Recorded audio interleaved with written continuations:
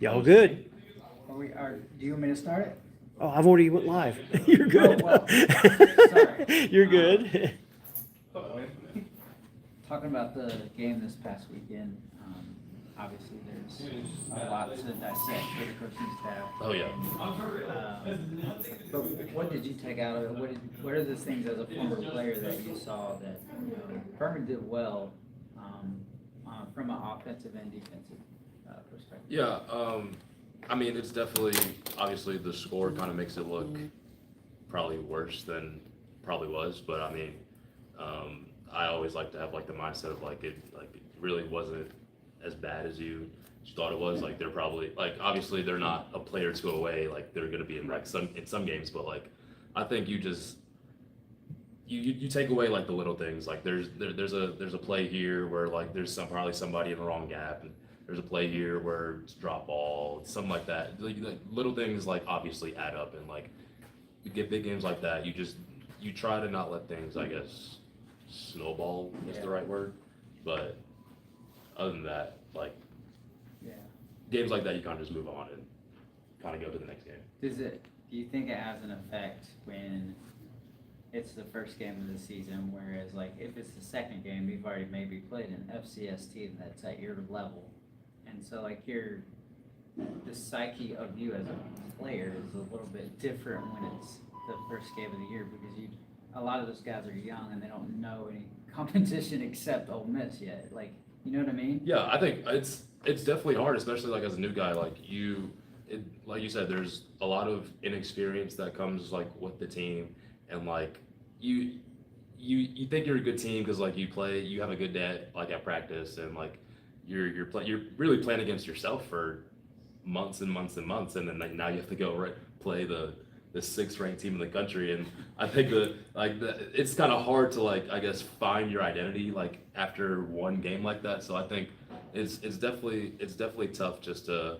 kind of figure out who you are and kind of like what your play style is. Just when you play like a really good team like that, and especially that's a bunch of people's probably not their first game, but their first time getting like good quality reps. So like it's so hard to just like gauge a game like that, especially at this level. When like I really hope that Ole Miss plays every single team like they played like they played us, honestly.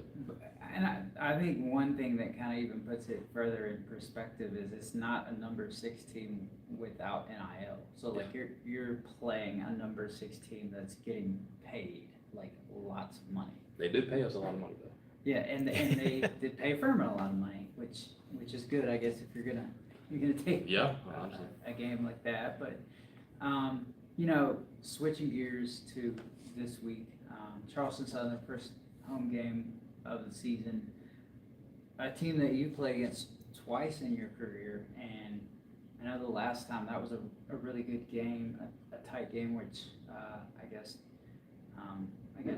Tyler got hurt in the first half of that game, and Jace Wilson came in. Just what from a program perspective do you know about Charleston Southern, and it seems to be a program on the rise, in their league, and they seem to have really played us tough twice. I think the first game got a little bit away from your freshman year, but just talk about that. They're good. Honestly, like especially like for this team, especially for this Furman team, like you can't take anybody lightly like at all. And like this is like honestly like this is the real test, honestly, just see how good Furman is, or on the other spectrum of it, like what Furman really needs to work on, like what their struggles are like in a game. So I think they're from what I remember, like they're really good, they're really scrappy, like they're gonna play hard, and like obviously like it was a tight one last time we played them. Like obviously I think the defense always plays great, but I think offensively like we had some issues. Obviously Tyler got hurt, so like that kind of doesn't help when you lose your starting quarterback. But at the end of the day, like you kind of focus on yourself and things like that. So I think the biggest thing is kind of just like execution, doing your job, not trying to do somebody else's job, and I think Furman will be fine. And you played both receiver and running back in your career, so you knew the offense pretty well. Were there any notable differences that it looked like? I don't know if this is because of the nature of the opponent, and Furman's trying to get as much points as they can, but they They seem to be a little bit more vertical oriented. Oh yeah, for sure. Do you think that'll carry on throughout the season as we go along? That they'll be a little bit more pass heavy than maybe they have been in the past? Yeah, I think it'll definitely be a lot more multiple. I think pass heavy is a tough word. Just like you're playing. Less balance. Yeah, I'm gonna say. But I think there'll definitely be a very, very multiple. I think the O-line, I probably just because like the O-line's probably a little less experienced, they kind of wanted to throw the ball a little more against Ole Miss. But I think the running backs are good. Like I've been in both the running back room and the receiver room. They're both really good. They're both groups are very, very talented. Obviously Carson's a really good quarterback and Coach Roper's a good play caller. So I think honestly I like to see the vertical plays downfield, and I really hope that they kind of stick with that. But at the same time, it's not a bad thing. Just keep running the ball. And then what's it like? You had the unique experience of playing with Carson when he had to come off the bench at Chattanooga. I think you actually caught the game-winning score in that game. So what's it like playing with one guy to start the game and then just having a different guy throwing you the ball come in? Like, what was that like for him? And did he kind of just take over the huddle and the leadership role in that moment? And what did you see out of him? Yeah, honestly, he's very, very confident, and that's what I like about him. Even coming in like as a freshman and a sophomore. But I think it kind of goes to just like preparation and training. Like all summer, like Tyler wasn't the only one getting like first team reps. Carson was probably getting more first team reps than Tyler, although we knew Tyler was going to be the starter. But it's just like everybody like in the 2 or 3 deep gets like first team reps just because of like situations like that where you never know. So like Tyler gets hurt, it's like okay, next quarterback up, and it's the same thing. It's the same thing for any other position. It's like it's just next person up, and the expectation is technically like still the same. Like obviously like Tyler was a dual threat guy and Carson's not really a dual threat guy, but like the game plan really doesn't change no matter like who's at quarterback, who's at running back. It's kind of just like a do your job, and the game plan is literally going to stay the same.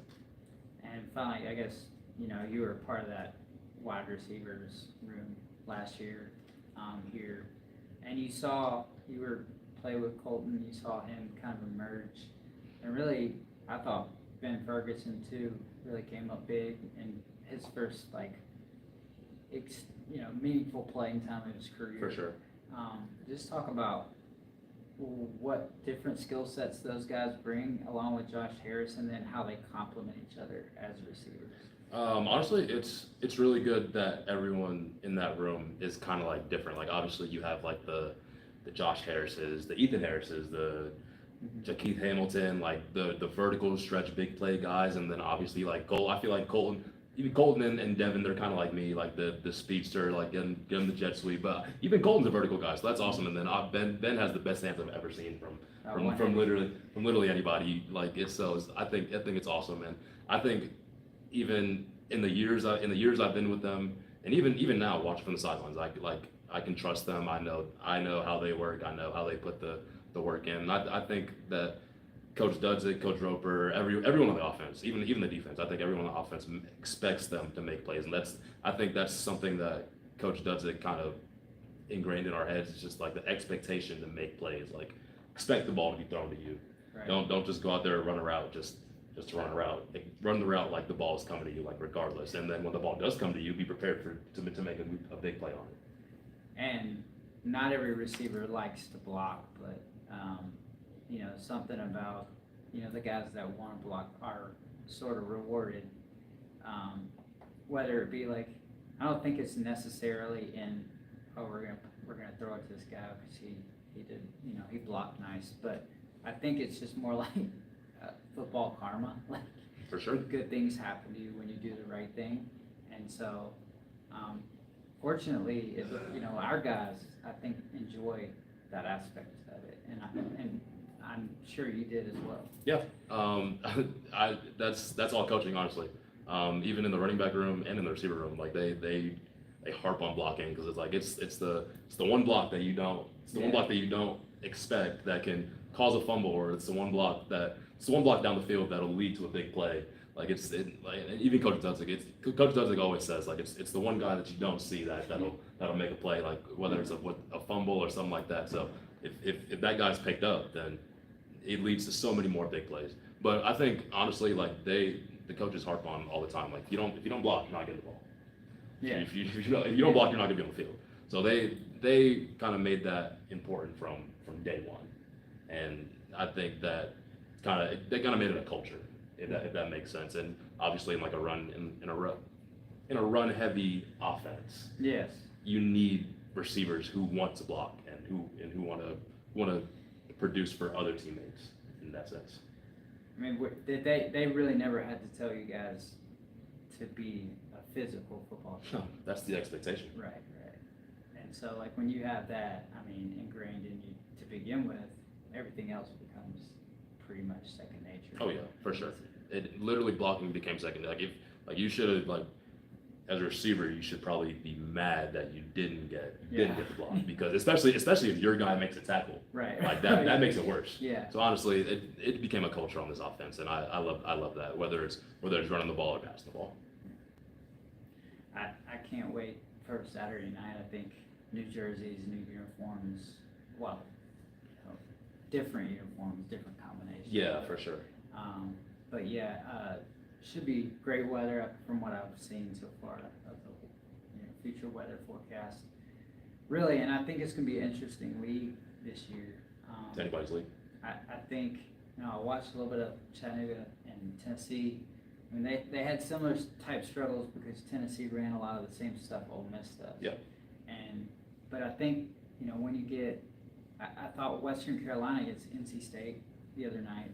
Should have won that game. I thought in the first half, they dominated the line of scrimmage. Yeah. And their DBs were coming up and daring, like Grayson McCall, who transferred from Coastal, to kind of throw deep on them, and they really couldn't get anything until the second half. So that was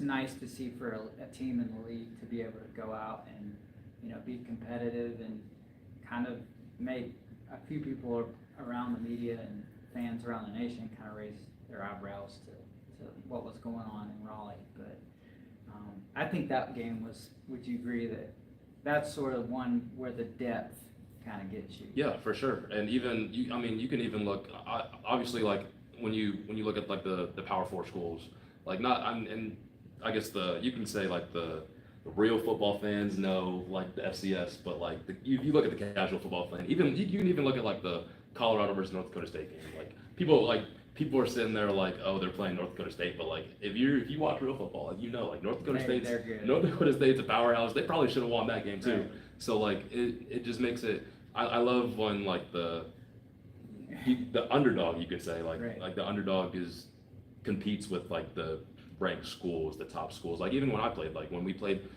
South Carolina, obviously we let that game get away in the second half, but like we're up there in the first half, and people are sitting there like, who's Furman? Like, we've never heard of that school. And even when we played Clemson, and we're the school down the road, and like we outgain Clemson on offense. We play a really good game. The score just doesn't go our way, but like it's literally, and like I said before, it's like it's the one play here, it's the one play there that just makes a difference in the entire game. But I love not just the SoCon, but just like the FCS, just like the chance that we get to play like those big schools, and it's an opportunity of a lifetime, honestly. Like there's people who like would live to play in those games, and obviously like we don't get to play in those games like every single week, but like the fact that we get to go out there and literally say we have nothing to lose, I think that makes it even better, honestly. Do you kind of feel like that with the way college football is now, with the NIL and everything, that the more authentic brand, it sort of makes FCS the more authentic brand of college football, right? Oh yeah, for sure.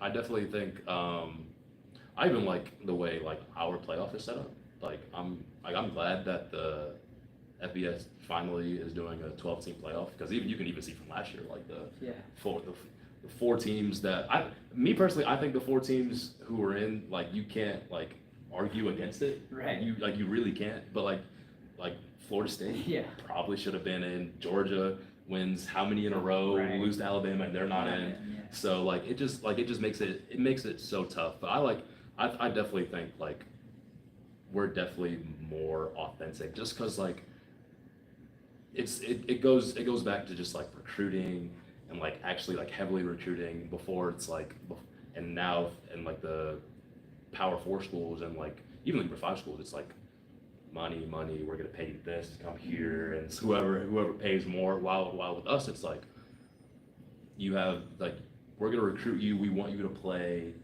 and we're gonna develop you, and it's not really about money. I don't think it's about money at all, especially in the FCS. Maybe at the bigger, Right. maybe at the bigger like schools. Like I'm not even sure about those, but I think it's definitely a lot more authentic here. Yeah, and I feel like, you mentioned North Dakota State. I think it's neat to see how teams have formed a culture. Like, and I'm not saying anything against FBS because I know there are good cultures around FBS football. But it is neat because at that level that it's like grassroots kind of grown, like, For sure. and the support that they get at those schools, like even South Dakota State in the recent years, Montana before that in like the early 2000s, and they're sort of coming back now. Mm-hmm. So there's different, in FCS there's different brands, but they're built differently than at the FBS level, which I think is sort of more, I don't know, innocent is the right word for it, but like homegrown and like sort of, it reminds me of a lot of when I went to Appalachian State Mhm. in the way, like before they beat Michigan or any of that, like Yep. how it was there. Yep. And so, I think that, I think that kind of the playoffs at this level captures that. Oh yeah. And even last year when you guys played Montana, I mean, the way that game was so, thrilling for everybody, the whole nation. There's nothing else. Whole nation watched that game, yeah. There's nothing else going on, and people that just love college football, like we're Regardless. talking about the game, but literally that's every game. At this level, they just miss it because they're watching it is a bit bigger schools and with money on the line now, but like they miss so much because, and I'm not saying that's bad either, I'm just saying that you can't see it all, and I feel like people start watching FCS when the playoffs roll around. Oh yeah, and I think the playoffs makes it fun just because there's a bunch of teams in the FCS. I don't know what's the exact number, like 150. It's like it's 120 something, but like when it gets down to the top teams, especially when you get deep in the playoffs, it's just 11 on 11, and you're watching really good football. You're watching different cultures, different styles play, and it's awesome to see, regardless of if you're watching Alabama versus Georgia or North Dakota State versus South Dakota State. I think it's the same 11 on 11. Well, you guys are a good example because you played Incarnate Word one year that was just throwing up points like they were. Yeah. And that quarterback was. That's probably the craziest offense I've ever seen. And then the next year you play a Montana team who was really balanced and just, seemed to be in the right places on defense. Yeah. Every play, like, so there were two totally different. Incarnate Word had just moved up not too far in the past, and they didn't have near the support that Montana did, and it's two really good football teams. That's the thing about it, is like it didn't matter if there's, the stadium doesn't look as big as the other one or the crowd's as loud. There's still value the tradition of winning at those programs. So I think that's what's kind of neat about it. Whereas at like FBS level, rarely do you see a team that doesn't have great facilities and a great. They're all gonna have great facilities. Right. But like crowd support, there might be like 10,000 at Incarnate Word game, but there's like 20,000 at Montana. Yeah. But they're still good. Exactly. Football's still football, no matter where you play, and I think that's the beauty of the game, the beauty of the team sport. It just makes it a whole lot better, especially even now, just like watching. I'll be watching the stands, which it'll be weird. It was weird watching Ole Miss and Furman play just because like I haven't been in that setting in however many years, but like I think now it'll be weird, but it'll be different. But I think it'll definitely still be enjoyable. Is there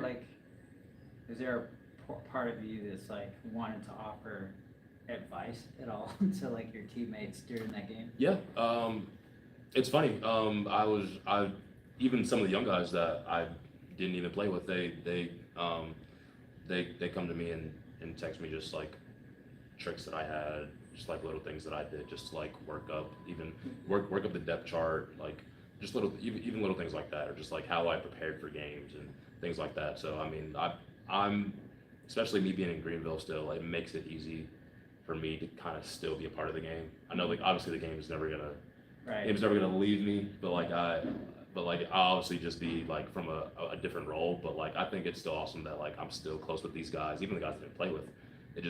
It's awesome, just like the brotherhood that we have, and I think it speaks to the culture, the family environment. I think that part just makes it so much easier. So I'm honestly thankful. It's obviously tough not being able to put on pads and things like that and being out there with them, but the fact that they can still come to me and ask me for advice and things like that, and I'll hopefully I'm out there on the field with them on Saturdays if they have any questions for me. But like I'm their biggest fan, so like I'm rooting for them all the way.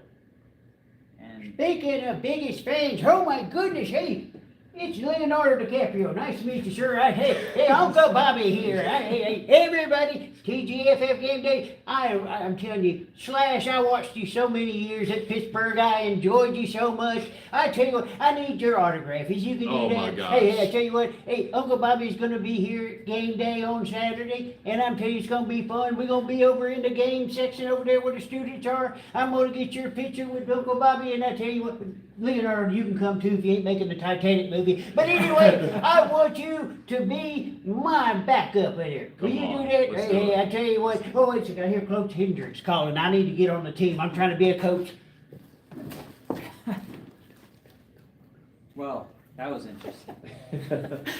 So, yeah, I was like, I guess did you ever play quarterback? Like No. Cordell? They wouldn't let me.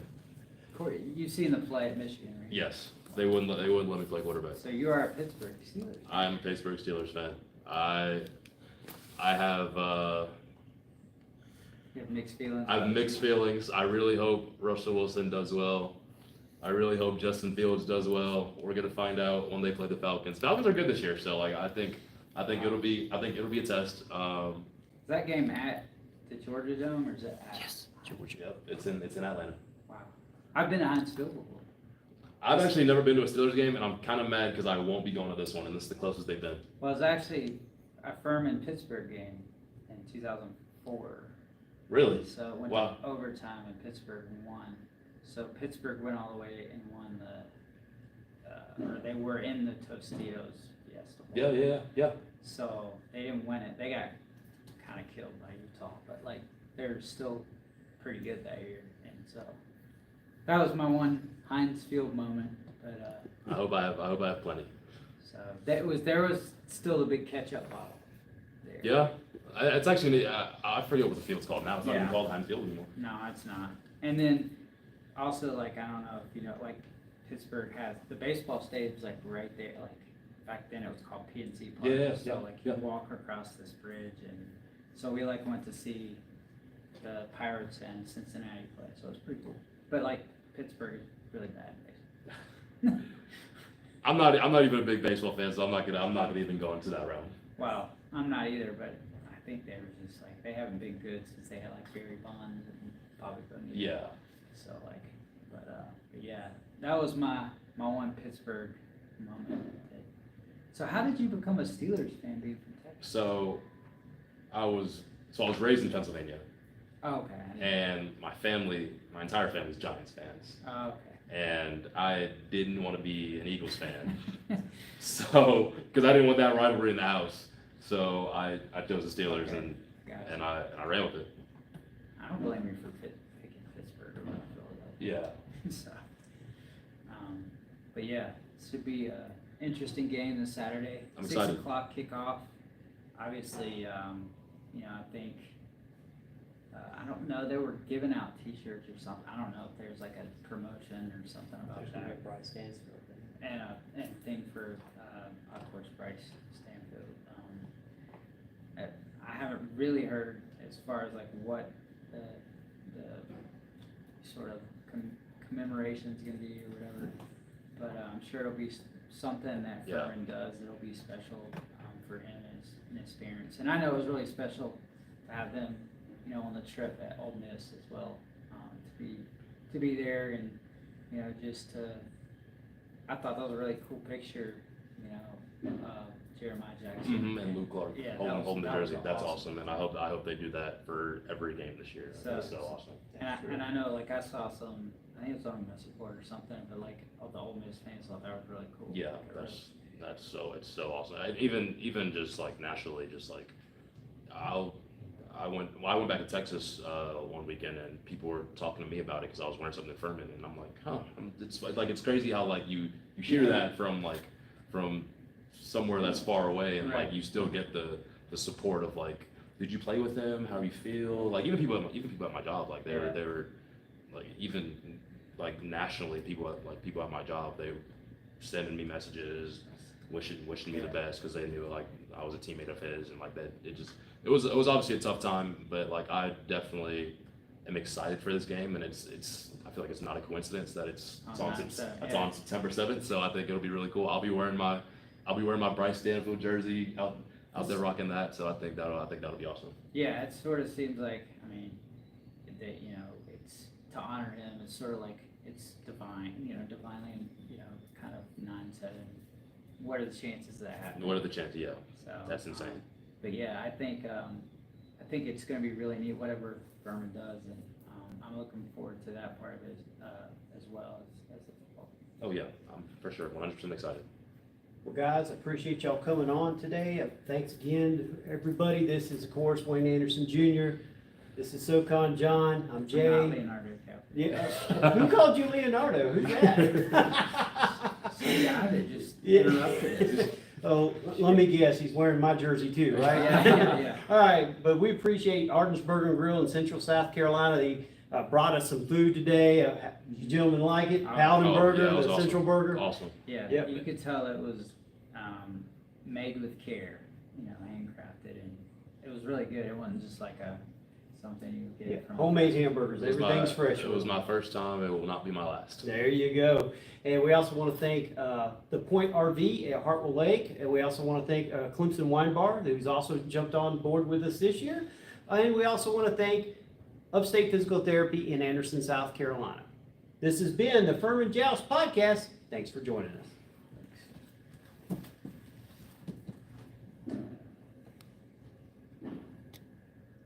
Do you like that logo? I